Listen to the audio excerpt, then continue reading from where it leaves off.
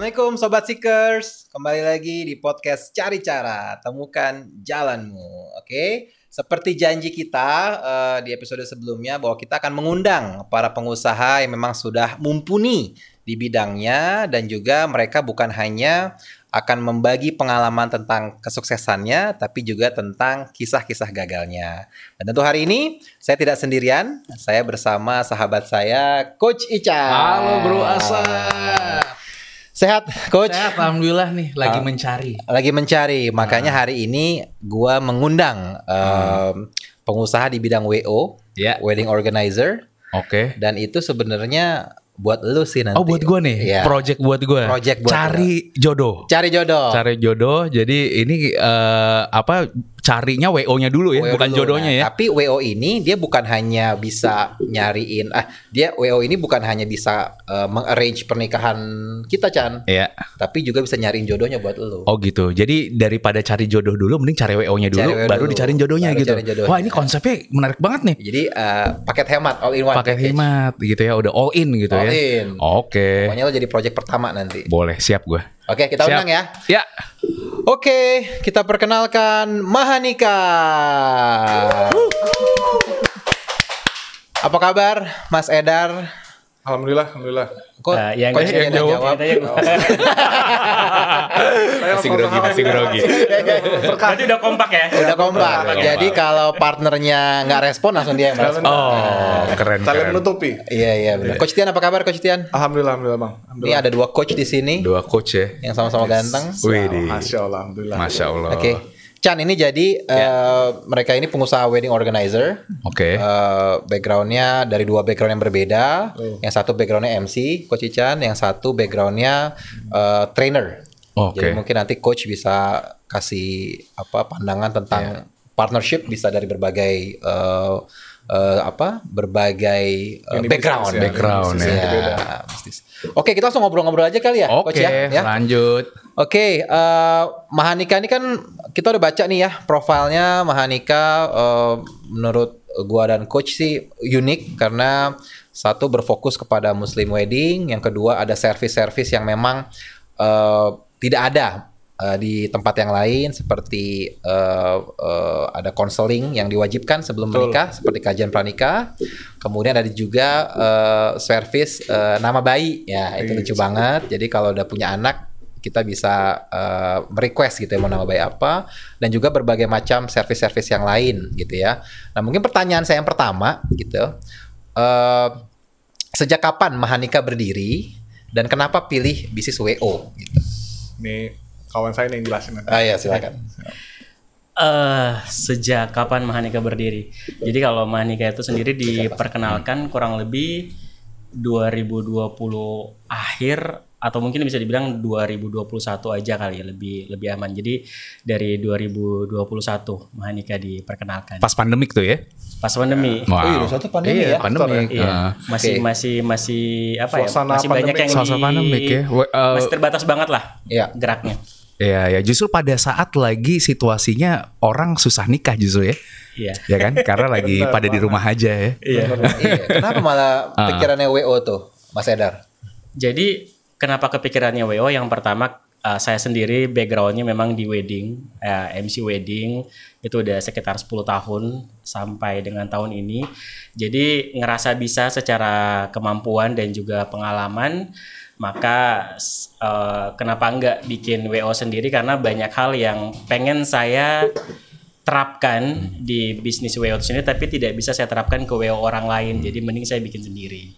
Oke, nice ya. Jadi ngelihat ini adanya peluang di tengah lagi krisis ya pastinya ya. Di saat orang lain mungkin malah menghindari, tapi kalian juga tahu bahwa bisnis pernikahan ya pasti ada aja yang akan nikah gitu ya. Selain itu juga yang menariknya dua di sini dua personality, dua profesi yang berbeda berkolaborasi untuk jadi bisnis partner yang tentunya pengen saling lengkapin gitu ya. Dimana tadi kalau dari Mas Edar lebih emang MC profesional yang udah ada di industri ini, dan Coach Tian yang lebih ke bagian service pelayanan ya, dimana kalau dikombinasikan bisa jadi resource sumber daya yang kuat ya buat Mahanika. Nice. Betul, insya Allah. Kita coba berkolaborasi menjadi lebih baik saja sih. Yeah. Karena kan memang tadi Mas Edar bilang bahwa ada servis yang belum ada secara nyata di WO itu, dan kita belum bisa merubah itu. Akhirnya kita bikin aja deh. Oke. Yaitu salah satunya konsultasi itu tadi. Konsultasi apa tadi? Nama ya? Benar, konsultasi.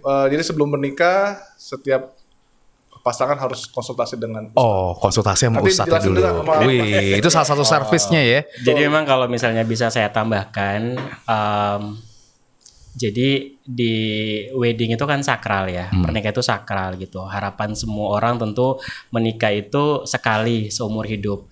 Tapi dari kasus yang kita lihat di Indonesia, khususnya di Jabodetabek, kasus perceraian itu kan berbagai macam. Tapi ketika kami konsultasi dengan beberapa ustadz, semua tidak lari dari kurangnya ilmu dari si pengantin itu sendiri gitu. Ilmu itu yang akan bikin orang semakin punya visi misi hidup, visi misi pernikahan. Nah, kita masukkan unsur ilmu itu di mahanika, yaitu sebelum ijab kabul, kedua calon pengantin ini wajib mengikuti proses 101 dengan ustadz yang kami pilih untuk konsultasi, khususnya bagaimana ijab kabul itu sah secara syariat agama gitu. Mereka harus tahu rukun dan syarat nikah yang benar-benar sesuai syariat. Setelah pernikahan hari pertama bagaimana sikapnya, karena itu juga hari di mana mereka bisa dibilang mungkin baru pertama kali dalam tanda kutip, kalau mereka tidak pacaran, bisa jadi itu adalah pertama kali mereka berpegangan tangan, ketemu ngobrol lama gitu. Jadi butuh ilmu untuk bisa bikin saling paham. Benar. Jadi kita masukkan itu ke Konsep ini ya, konsep islaminya, konsep syariahnya, konsep ininya lah ya, apa kajian-kajian ilmunya tadi ya. Yes. Iya. Oke, benar nice Oke, itu jadi unique value proposition. Menarik juga ya Chan ya. Menarik.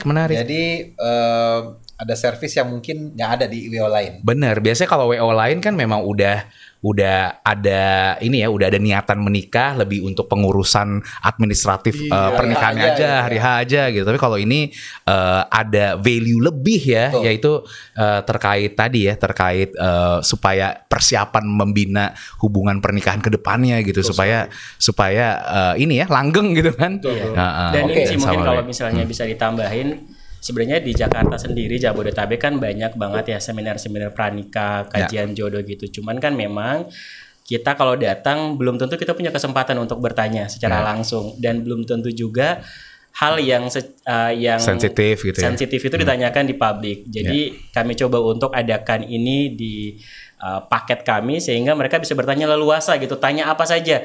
Misalnya nih malam pertama bagusnya gimana ya sebagai suami, sampai gitu malam ya? pertama sebagai istri gimana sih? Lo dulu gitu nggak, Sat? Gitu. Gue langsung praktek sih. Oh, langsung praktek ya? Nggak pakai teori lagi. Oh, gitu ya. Nah, kalau gue sekarang nih, berarti gue harus begitu. Harus ya. Nanti pokoknya kita persiapkan nanti Bener dipersiapkan ya. oleh Mahanika ya. Ada projectnya nih ya. Dari jodohnya sampai hari H-nya. Hari H Iya. sampai afternya. Sampai afternya, sampai nama bayinya. Nama bayinya.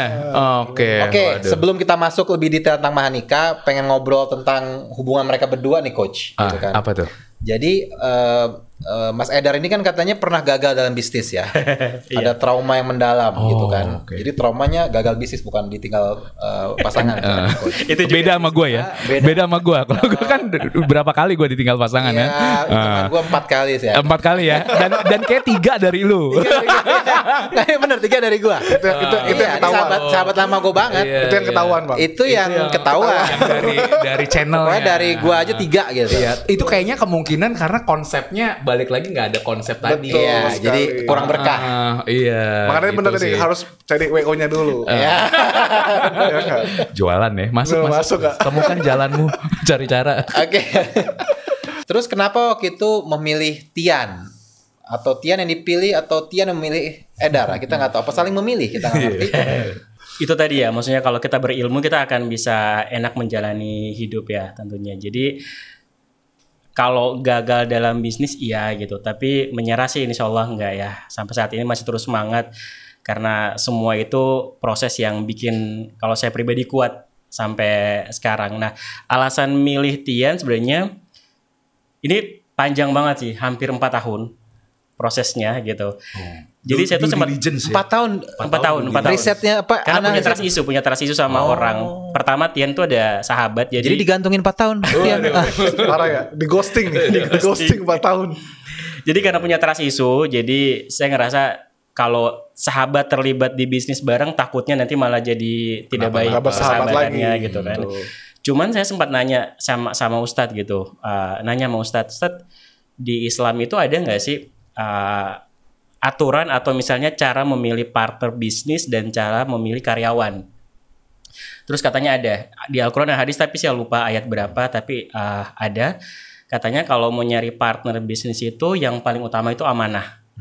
Tapi kalau mau nyari karyawan, cari yang kuat gitu. Nah, kenapa amanah? Alasannya adalah karena kalau sama-sama kuat biasanya di awal berantem. Gitu loh. Sama-sama idealis, sama-sama kuat berantem. Nah, Tian secara wedding pengetahuannya memang dia minim. Tapi saya nggak butuh itu. Tian tuh orangnya amanah insya Allah sampai detik ini, dan dia anak event. Jadi di wedding itu saya rasa untuk pengetahuan weddingnya cukup di saya aja, dan saya butuh orang yang ngerti event, yang amanah, yang mau jalan bareng, yang punya visi misi yang sama, dan dia juga udah ngaji, saya ngaji, jadi kita ngerasa bahwa kita punya tujuan yang sama nih, gimana bisnis ini bisa bukan hanya cuan tapi bisa berkah juga. Karena kan menjadi WO itu juga menjadi saksi pernikahan ya. Nah, menjadi saksi pernikahan tentu banyak banget pernikahan-pernikahan yang dimana kita akan dipertanggungjawabkan nantinya nih. Gitu. Kok kamu tahu itu salah, kamu nggak tegur? Nah, kita nggak mau kayak gitu. Jadi sebisa mungkin gimana caranya kita berdua berkolaborasi sama-sama untuk bisa bikin pernikahan ini tuh berkah, bukan cuma sah di mata hukum tapi sah juga di mata agama. Jadi kurang lebih seperti itu sih. Nice. Luar biasa. Gimana Tian, ada bantahan? Masya Allah, luar biasa. Masya Allah. Itu prosesnya memang sepanjang itu emang. 4 tahun. Karena memang 4 tahun itu proses kita dari kenal Bang. Jadi 4 tahun lalu itu kenal pertama kali di mana ya, di pengajian sebenarnya. Kita lagi ngaji bareng, lalu kita kenal, dari situ kita ngobrol, kita cocok, terus dia mulai memberikan visinya, saya pengen punya WO dan lain-lain, sampai akhirnya kita ngomongin tentang bisnis, tentang entrepreneur, semua dan kayaknya cocok nih. Lalu mulai lu masuk ke WO itu sendiri. Dan harus sholat istikharah dulu. Oke. Luar biasa. Tapi memang bener ya, dalam bisnis itu memang nggak boleh ada dua matahari gitu ya. Jadi di sini kan udah jelas yang leadnya itu lebih di Mas Edarnya. Jadi kan Coach Tiannya yang melengkapi atau mengisi kekurangannya gitu. Jadi memang harus paham aja seperti itu. Karena kalau enggak, kalau ada dua matahari itu biasanya berantem terus, malah nggak kemana-mana. Ada gitu coach sih. bisnis juga kan, jadi sekalian konsultasi gratis nih. Mungkin calon-calon lo kemarin matahari semua juga. Kemungkinan ya, pada matahari semua. Makanya kena sama-sama panas. Oke. Kok jadi gue sih? Iya, jadi coach Ican yang kita ini roasting. Oke. Dunia WO ini kan dunia yang sangat kompetitif. Dan seperti coach Ican bilang, mau lagi pandemi sekalipun orang mau nikah tetap aja mau nikah gitu kan. Di ruangan sekecil ini pun bisa terjadi akad pernikahan gitu. Nah, bagaimana Edar dan juga Coach Tian melihat persaingan yang semakin ketat pada saat ini dan relevansinya dengan, kalau saya lihat tadi kan Edar kan sangat mengedepankan kolaborasi ya dibanding kompetisi gitu. Nah, bagaimana berkolaborasi dengan ekosistem dunia WO untuk melihat relevansi ke depannya bahwa bisnisnya akan terus berjalan dan sustainable. Iya. Jadi memang kalau di Mahanika sendiri gitu ya, banyak banget sekarang bermunculan wedding organizer khususnya di Jabodetabek, karena memang kita areanya Jabodetabek. Jadi banyak banget WO yang bermunculan. Nah, belajar dari pengalaman sebelumnya, sebelum WO di bisnis saya sebelumnya, saya terlalu banyak mikirin kompetisi sehingga saya kurang porsi berpikir tentang bisnis saya sendiri. Dan itulah yang bikin akhirnya bisnis saya tidak bertumbuh dengan baik. Nah, saya coba rubah pola itu. Jadi di Mahanika sendiri bukan berarti tidak ada bisnis serupa, banyak banget, tapi saya coba untuk meminimalisir fokus untuk mikirin bisnis yang serupa. Jadi lebih ke fokus mikirin Mahanika ini bagaimana, karena secara skill dan pengalaman sudah punya. Jadi saya rasa source-nya udah banyak. Saya udah tahu nih WO Mahanika mau dibawa kemana. Dan yang paling penting bagi saya adalah punya mentor mentor bisnis dan mentor spiritual itu sendiri. Jadi saya rasa 2 ini cukup sih bagi Mahanika untuk terus jalan. Ketika misalnya lagi tersendat, tanya ke mentor bisnis, dan ketika lagi gundah gulana tanya ke mentor spiritual gitu. Gimana seharusnya menyikapi. Jadi lebih banyak konsultasi sama mentor sih ketimbang melihat persaingan pasar. Bagus banget ya Bro Asad. Jadi kalau gue lihatnya sih dari Mahanika, Mas Edarnya sendiri udah tahu apa yang dia suka sama dia yang kuasain gitu ya. Jadi nggak cuma soal kuasain aja, tapi emang suka tadi ya. Jadi ada passionnya gitu. Jadi pengen bantu tadi ya, pengen bantu. Jadi makanya fokusnya di industri yang mungkin di sini ya banyak saingan gitu ya. Tapi karena fokus sama value, menciptakan value tadi, menciptakan nilai, bahwa tadi ada konsep nggak cuma sekedar WO aja, tapi juga membantu dalam hal tadi kajian-kajian ilmunya, persiapan pernikahan, pada saat menikahnya, kolaborasinya juga banyak, termasuk post menikahnya juga masih dipikirin gitu. Jadi ya memang balik lagi kalau di dalam dunia bisnis, it's okay kita masuk ke dalam bisnis yang kita sebutnya red ocean gitu ya. Jadi banyak kompetisi, tapi kan banyak customer-nya juga gitu. Tapi di dalam red ocean market ini gimana caranya supaya kita fokus nyiptain nilai. Jadi kita nggak mainnya nggak di harga juga, nggak main perang harga di kualitas, gitu, berarti di kualitas ya, gitu. Gitu sih. Berarti cara menang di kompetisi red ocean berarti meningkatkan value dan tadi kualitasnya. Benar banget. Kalau di pernikahan itu gini, mungkin ya, kalau orang kantor pada umumnya punya jam kerja ya 9 to 5. Kalau di wedding tuh nggak bisa. Di wedding nggak bisa. Selama kita masih on, dalam tanda kutip jam 12, jam 1, orang tuanya nanya, kalau misalnya kita jawab. Karena service wedding itu berbeda gitu.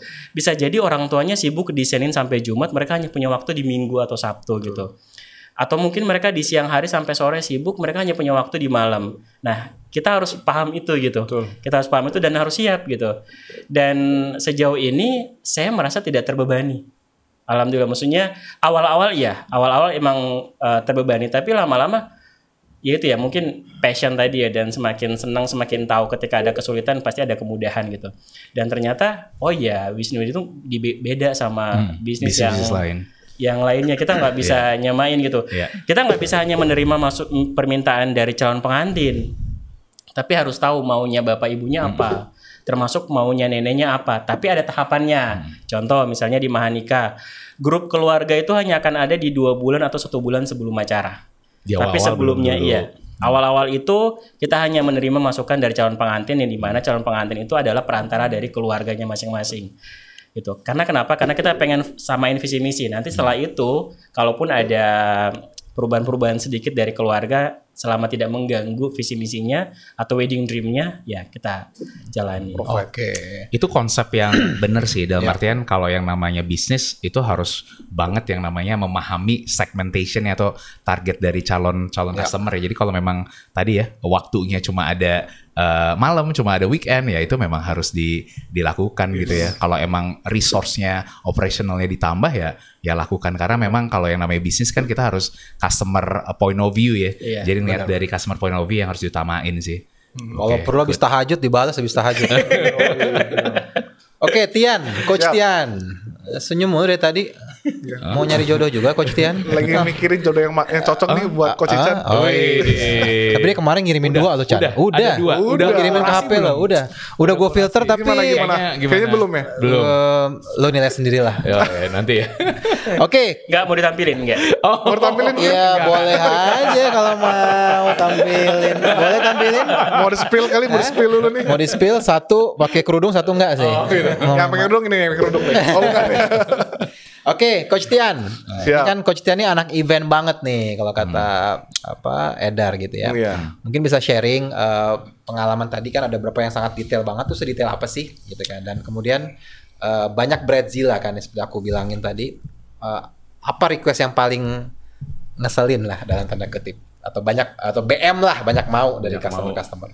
Kalau banyak mau tuh, jadi ini ada satu pasangan ini ya memang jadi gini, basicnya memang kita harus punya value dulu. Ketika kita punya value dan kita punya SOP yang jelas untuk di Mahanika itu sendiri, ya kita harus kuat sama apa yang sudah kita punya. Jadi one day ketika ada sebenarnya ini Aku bilangnya lebih ke kalau banyak BM nggak banyak BM, tapi lebih ke ya dicoba aja deh, tanya ke WO-nya mau apa tidak. Kalau memang nggak mau ya udah nggak apa-apa.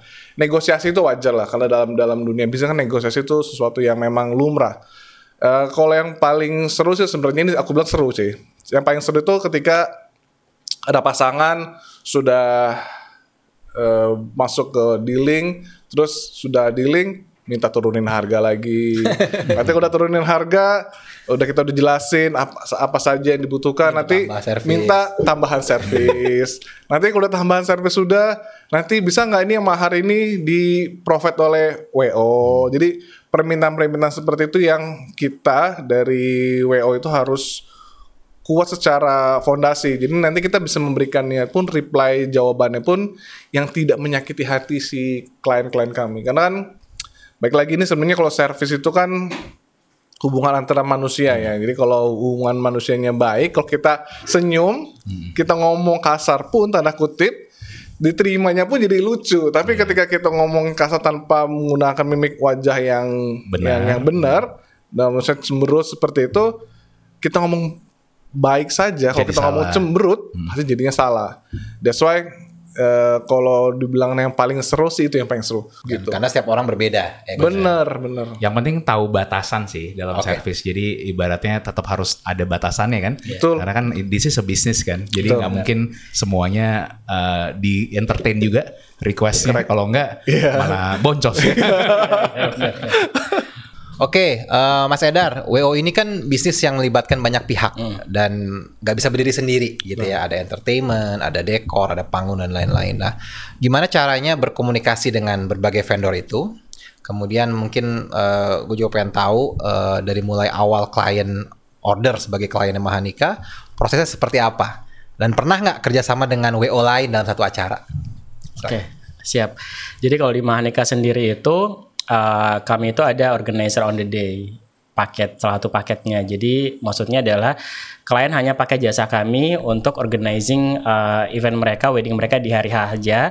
Terus ada yang namanya planner. Planner ini memang kita bantu mereka dari awal banget. Biasanya ini setahun atau 6 bulan sebelum event. Jadi kita bantu siapin mulai dari budgeting, buat timeline, pendampingan. Misalnya mereka mau fitting baju kita dampingi, mau ke venue kita dampingi. Jadi itu adalah layanan di planner. Terus ada yang namanya all in package. All in package ini adalah semua vendor wedding itu mereka maunya kita yang sediain gitu. Tapi kita bukan hanya memberikan satu pilihan, tapi ada beberapa pilihan yang bisa mereka pilih, yang tentunya kita akan presentasi ke mereka, ini tuh value-nya, ini kelebihannya, ini kekurangannya ini. Tapi bukan berarti kita kayak emasnya hambanya harus pakai yang ini, kita nggak yang kayak gitu, karena setiap pernikahan mereka punya wedding dream-nya masing-masing, keinginannya masing-masing gitu. Nah, prosesnya adalah kalau di Mahanika itu sendiri memang mereka mulai dari mereka order di kita kirim paketnya, kita ketemuan, meeting dan semuanya, terus mereka sudah deal. Beberapa hari sebelum hari H itu mereka akan konsultasi dengan Ustadz untuk yang saya bilang tadi di awal, ada konsultasi pernikahan. Setelah itu sampai hari H, dan setelah hari H masih ada kerja lagi, yaitu kita bikin laporan. Kita bikin laporan hasil kerja kemarin dalam bentuk soft copy dan sampai foto diserahkan oleh fotografer. Jadi hubungan kita ke fotografer hanya mengingatkan kayak Mas, Mbak, bagaimana fotonya, berapa hari lagi. Jadi ketika semua amanah sudah tersampaikan dengan baik, maka pekerjaannya selesai. Tapi by the way gue penasaran deh, kalian pernah punya pengalaman di mana ya karena permintaan keluarganya aneh-aneh gitu ya, antara keluarga pihak pengantin pria atau wanita ada berseberangan, ya akhirnya kalian tuh kayak pusing sendiri gitu, terus kemudian bahkan amit-amit ya bisa aja banyak ya kasus yang nggak jadi gitu loh, gara-gara beda gitu. Oh gue pengennya di kanan, fotonya gue pengen di kiri gitu-gitu. Pernah nggak ngalamin kayak gitu?